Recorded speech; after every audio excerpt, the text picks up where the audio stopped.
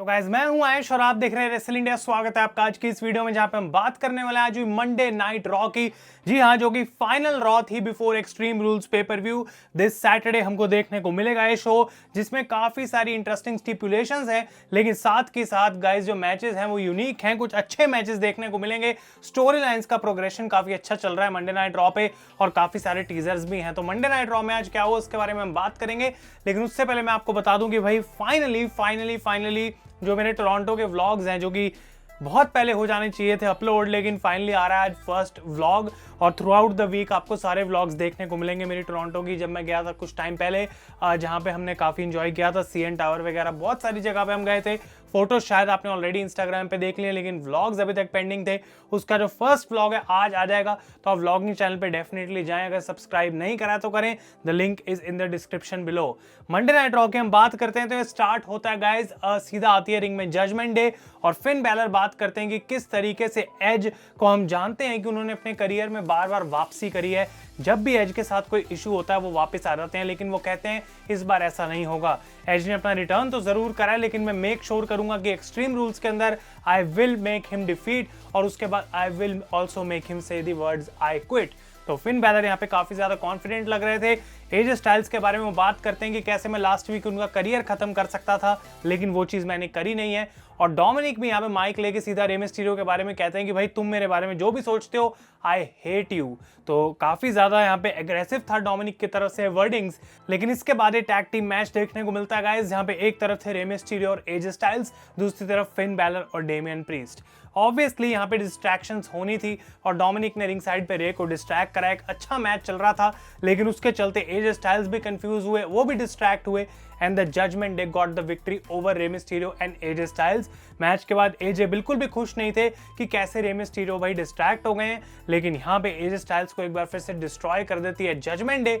और मैच के बाद देखने को मिलता है कि जजमेंट डे ने एक बार फिर से एज स्टाइल्स को डिस्ट्रॉय कर दिया है। तो इस पॉइंट पे हमको पता नहीं है कि एज स्टाइल्स क्या जजमेंट डे को ज्वाइन करेंगे या फिर नहीं करेंगे, लेकिन मैंने आप लोगों को ये बात पहले भी बताई थी कि ये लीड कर रहा है टुवर्ड्स अ मैच जहाँ पे एक तरफ जजमेंट डे है, दूसरी तरफ एज की टीम होगी सारी और इस सर्वाइवर सीरीज में लड़ेंगे in a traditional 5-on-5 match. Maybe इसको वॉर गेम्स मैच भी बनाया जा सकता है, हु नोज। तो इंटरेस्टिंग रहेगा देखना कि क्या होता है, लेकिन ओपनिंग के हिसाब से ये मैच अच्छा मुझे लगा। इसके बाद बैकस्टेज बॉबी लैशली को चैलेंज कर देते हैं मुस्तफा अली और वो काफी अग्रेसिव थे, तो लैशली ने इस चैलेंज को एक्सेप्ट करा। इन दोनों के बीच में हमको मैच देखने को मिला, जो कि एक डिसेंट मैच था और काफी क्लोज आ रहे थे लैशली जीतने के लिए, लेकिन Mustafa Ali was not ready to give up.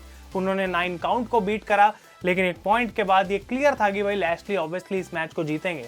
तो मुस्तफा अली को जबकि ये मौका मिला एक लाइमलाइट में आने का, लेकिन एट द एंड ये सारी चीज थी बॉबी लैशली को स्ट्रांग दिखाने के लिए। वो इस मैच को जीतते हैं एक हर्ट लॉक लगा के, लेकिन मैच के बाद कुछ अनएक्सपेक्टेड था, क्योंकि लैशली अपनी स्पोर्ट्समैनशिप दिखा के कांग्रेचुलेट करना चाहते थे मुस्तफा अली को, but out of nowhere Seth Rollins यहाँ पे आते हैं और अटैक कर देते हैं लैशली को। 2 उनको स्टॉम्प्स लगाए, जिनमें से एक टाइटल के ऊपर था और फिर रिंग साइड पे उन्होंने जाके यहाँ पे स्टॉम्प भी करा मुस्तफा अली को।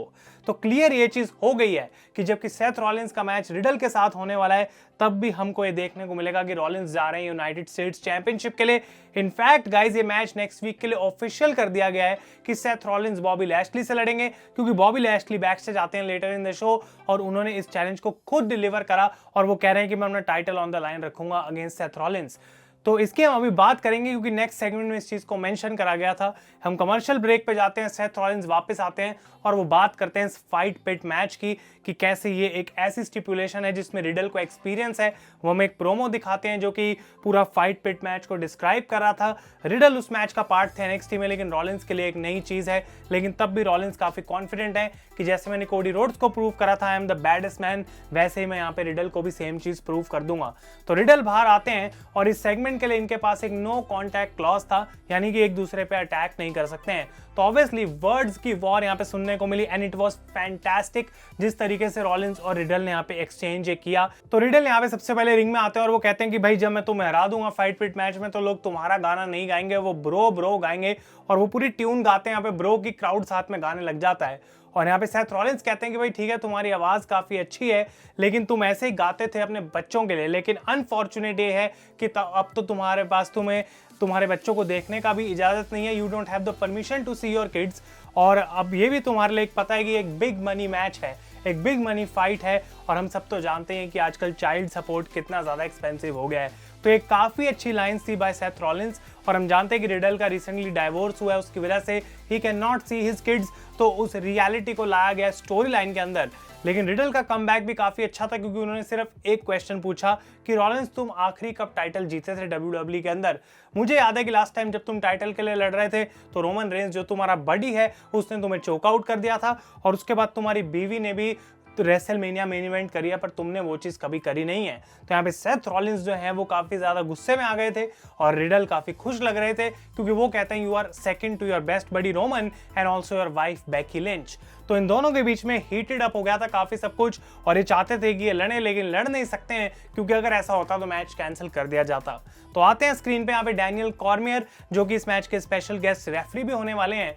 और गाइज यहाँ पे कुछ चीज़ें हमको नोट आउट करनी पड़ेंगी। पहली ये कि इन्होंने आके बोला कि हाँ भाई ये जो फाइट पिट मैच है उसके लिए मैं बेस्ट हूँ क्योंकि मेरे को केज के अंदर रहने की आदत है और तुम्हारी जिस तरीके से सिचुएशन है उस सबसे लोग थक चुके हैं, तो एक ऐसा बंदा चाहिए जो न्यूट्रल रह सके, सब कुछ अच्छे से देख सके, तभी ये फ्यूड खत्म होगी ढंग के तरीके से। तो वो मेक श्योर करना चाहते हैं डैनियल कॉर्मियर और उसके बाद सेथ रॉलिंस यहाँ से चले जाते हैं। लेकिन पहला पॉइंट टू बी नोटेड ये है कि आई डोंट थिंक कि यहाँ पे सेथ रॉलिंस जीते हैं आ रहे उससे फर्क पड़ता है क्योंकि next week he is fighting for the US championship और मे बी हो सकता है कि ये चीज़ जानबूझ के प्लॉट करी गई कि रॉलिंस कब आखिरी टाइटल जीते थे because next week he is going to do a shocker and he is going to defeat Bobby Lashley. I think उसकी कहीं ना कहीं प्रोबेबिलिटी बनती है। दूसरी चीज़ है रूमर्स आ रहे थे कि ब्रॉक लेसनर का रिटर्न देखने को मिल सकता है एक्सट्रीम रूल्स में और शायद वो डैनियल कॉर्मियर को चैलेंज कर सकते हैं एट क्राउन ज्वेल। तो वो आई डोंट नो कि रॉ में होगा या फिर एक्सट्रीम रूल्स के अंदर कब हमें वो चीज़ देखने को मिल सकती है। अभी के लिए इसको हमें रूमर लेके डाइजेस्ट करना पड़ेगा, लेकिन गाइज ऐसी चीज़ें पता लग रही हैं। इट वाज एंटरटेनिंग सेगमेंट और ये प्रॉब्ली बेस्ट पार्ट था मंडे नाइट रॉ का अगर मैं बात करूं क्राउड के रिएक्शन की और ओवरऑल जो स्टोरी लाइन की यहाँ पे प्रोग्रेशन हुई। इसके बाद बात करें तो मिज बैक स्टेज मरीज से बात कर रहे थे, डेक्स्टर लूमिस उन्हें खींचने की कोशिश करते हैं पर वो कर नहीं पाते, मिज आगे की तरफ चले जाते हैं। लेकिन लेटर इन द शो देखने को मिलता है कि मिज बेहोश पड़े थे, डेक्स्टर लूमिस उनको एक फोटो देके चले जाते हैं वहां से और मिज गुस्से में थे, वो बहुत डर गए थे एक बार फिर से कि ये फोटो किसने मेरे हाथ में पकड़ा दी, वो भाग के चले जाते हैं। नेक्स्ट वीक उनकी बर्थडे सेलिब्रेशन है, वहां पे क्या डेक्स्टर लूमिस का रहेगा कॉल वो देखना इंटरेस्टिंग है, लेकिन ये स्टोरी लाइन उतनी जल्दी प्रोग्रेस कर नहीं रही है जितनी जल्दी मैं चाहूँ इसे करना क्योंकि अभी तक कुछ पता नहीं लगा है कि इस सब के पीछे रीजनिंग क्या है। इसके बाद बात करें तो डकोटा काय का मैच होता है कैंडिस लेरे के साथ और एक बार फिर से सारी इंटरफेरेंसेस की वजह से यहाँ पे डकोटा काय को विक्ट्री मिलनी थी क्योंकि काफी स्ट्रांग भी दिखाया जा रहा है यहाँ पे इस समय बेली और उनके पूरे स्टेबल को, तो डैमेज कंट्रोल को यहाँ पे एक और विक्ट्री मिली गाइस। इसके बाद ओटिस का मैच होता है जॉनी गार्गानो के साथ जो कि एक अच्छा मैच था। रिंग साइड पे ऑस्टिन थ्योरी बैठे हुए थे कमेंट्री पे, जिनकी एक छोटी सी ब्रॉल भी हुई यहाँ पे गार्गानो के साथ, लेकिन एट द एंड फिर से देखने को मिलता है कि यहाँ पे डिस्ट्रैक्शंस की वजह से गार्गानो लॉस्ट द मैच और अटैक कर देते हैं थ्योरी यहाँ पे जबकि रेफरी डिस्ट्रैक्टेड था, तो गार्गानो हार गए। मैच के बाद ये सारे मिलकर अटैक करते हैं गार्गानो को, लेकिन आ जाते हैं बचाने ब्रॉन स्ट्रोमैन। सबको डिस्ट्रॉय करने के बाद उनका भी मैच होता है यहाँ पे गेबल के साथ जो कि एक काफी अच्छा मैच था। मैच के टाइम पे यहाँ पे टीज करा गया कि शायद ओमॉस अब ब्रॉन स्ट्रोमैन के साथ फ्यूड करेंगे क्योंकि वो बैक स्टेज मैच को देख रहे थे खड़े होके, लेकिन गाइस जबकि यहाँ पे गेबल ने काफी स्ट्रॉन्ग परफॉर्मेंस दी, क्लियर था कि यहाँ पे ब्रॉन स्ट्रोमैन को इस मैच को जीतना है, तो Braun Strowman defeated Chad Gable. ये गाइस एक काफी अच्छा मैच था। इसके बाद बात करें तो बियांका बेलेर और बेली की एक्सट्रीम रूल्स की कॉन्ट्रैक्ट साइनिंग सुनने को मिली और ये सेगमेंट काफी ज्यादा लो थी, एज एक्सपेक्टेड बिल्कुल भी नहीं थी क्योंकि बेली सीधा सीधा ये कह रही थी कि मैं अपने यहाँ पे जो है सब बंदों को लेके नहीं आई हूँ, मेरा ग्रुप यहाँ पे नहीं है क्योंकि तुम चाहती थी कि मैं अकेली आऊँ, तो मुझे कोई इशू नहीं है। वो बोलती जा रही है क्या मैं सही कर रही हूँ, क्यों मैं टाइटल जीतूंगी, बियांका को उससे कोई मतलब नहीं है और ये दोनों बहस कर रहे हैं। इन्होंने कॉन्ट्रैक्ट साइन करा और उसके बाद देखने को मिलता है इन दोनों का स्टेबल बैक साइड लड़ रहा है, तो ये दोनों की छोटी सी ब्रॉल हुई, बियांका पीछे जाती है और आस्का को बुरे तरीके से अटैक कर दिया जाता है एक स्टील चेयर से, तो वो इंजर्ड थी और यहाँ पे अलेक्सा ब्लिस ईओ स्काई को चैलेंज करती हैं जो कि गाइस मैच हमको मेन इवेंट में देखने को मिला। एक डल कॉन्ट्रैक्ट साइनिंग थी आई थिंक क्योंकि क्राउड का कुछ खास रिएक्शन था नहीं, तो जबकि मुझे लग रहा है टाइटल चेंज होने की प्रोबेबिलिटी है, बेली जीत सकती हैं, लेकिन क्या इस पॉइंट पे वो सही डिसीजन है आई डोंट नो गाइस, वो देखना इंटरेस्टिंग रहेगा। इसके बाद सोलो सिकोआ यानी कि द ब्लड लाइन वो आए थे सैमी जेन के साथ, उसोस के साथ, उनका मैच हो रहा था एंजेलो डॉकिंस के साथ और एक पॉइंट था जहां पे सोलो को ये मैच जीत जाना चाहिए था, लेकिन क्योंकि सैमी और जे बहस रहे थे रिंग साइड पे खड़े होके, एप्रन पे वो आ गए थे तो रेफरी डिस्ट्रैक्टेड था, लेकिन फाइनली एट द एंड देखने को मिलता है कि सोलो सिकोआ इस मैच को जीत चुके हैं और अनाउंस कर दिया गया officially next week on the season premiere of Monday Night Raw Roman Reigns appear होंगे अपनी ब्लड लाइन के साथ और साथ के साथ डी जनरेशन एक्स का भी कुछ इन्वॉल्वमेंट देखने को मिलेगा। तो बड़ी चीजें अनाउंस करी गई हैं गाइस। इसके बाद एज का प्रोमो सुनने को मिला क्योंकि आज वो अरीना में नहीं थे। एक ये प्री टेप प्रोमो था जहां पे वो बात कर रहे हैं कि किस तरीके से अब मेरे साथ कोई एलाइज नहीं है, रे मिस्टीरियो अपने बेटे की वजह से इस चीज में इन्वॉल्व नहीं होना चाहता है, तो मैं बेसिकली अकेला हूं। मुझे पता है कि ये मेरी प्रॉब्लम है कि मैंने जजमेंट डे को स्टार्ट करा था, लेकिन मुझे अब उस चीज को जो है स्टॉप भी करना पड़ेगा। And the rated R superstar is really ready now to kill the Judgment Day. लेकिन क्या वो चीज कर पाएंगे या नहीं कर पाएंगे गाइस, वो देखना इंटरेस्टिंग है। And I quit match against Finn Balor जो कि एक्सट्रीम रूल्स में हमको देखने को मिलेगा। और फाइनली शो का मेन इवेंट इयो स्काई अगेंस्ट अलेक्सा ब्लिस। यहाँ पे ऑब्वियस था कि किस तरीके से इस मैच की एंडिंग होगी। इयो स्काई को विक्ट्री मिल गई डिस्ट्रैक्शंस की वजह से, दोनों स्टेबल्स रिंग साइड पे लड़ रहे थे। आस्का फाइनली आती हैं बाहर, इंजरी के बावजूद वो अपने स्टेबल को बचाने की कोशिश करती हैं, लेकिन यहाँ पे पूरे तरीके से डैमेज कंट्रोल को अपर हैंड मिला। उन्होंने डिस्ट्रॉय कर दिया है बिल्कुल तीनों को, यानी कि अलेक्सा ब्लिस, आस्का और बियांका बेलेयर। कोई चांस नहीं था। और यूजुअली हम देखते हैं कि जब गो होम शो के अंदर जिसको स्ट्रॉन्ग दिखाया जाता है वो हार जाता है पेपर व्यू में। तो दो चीजें हो सकती हैं, या तो बेली इस मैच को हारेंगी या फिर वो जीत सकती हैं।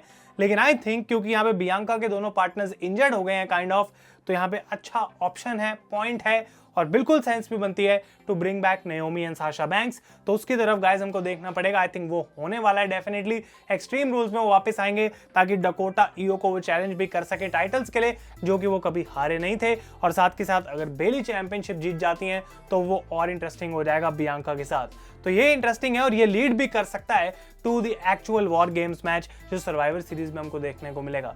तो प्लॉट करा जा रहा है काफी चीजों को, मंडे नाइट रॉ में धीरे धीरे बिल्डअप करा जा रहा है। आई डोंट थिंक ये शो बहुत ज्यादा अच्छा था, लेकिन तब भी प्रोग्रेशन स्टोरीज का था और extreme rules without a doubt I think कि एक अच्छा शो होने वाला है। तो गाइस ये था आपका आज का मंडे नाइट रॉ का रिव्यू। अगर आपको वीडियो पसंद आए इसे लाइक करें और जरूर वेट करें, बिकॉज द टोरंटो व्लॉग जो फर्स्ट रहने वाला है काफी इंटरेस्टिंग आपको लगेगा, आई होप सो। तो उसके लिए आप स्टे ट्यून्ड रहें, लिंक जैसे ही आएगा मैं शेयर भी कर दूंगा।